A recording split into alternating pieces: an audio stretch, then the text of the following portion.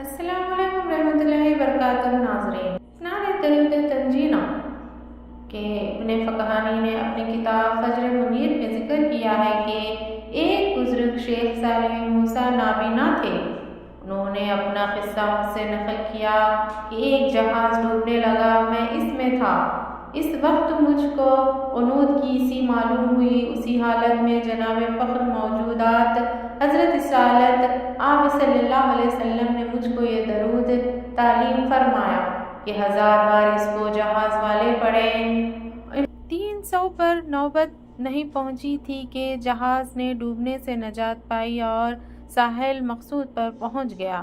وہ درود نجات، درود تنجینہ یہ ہے: اللہم صلی علی سیدنا محمد۔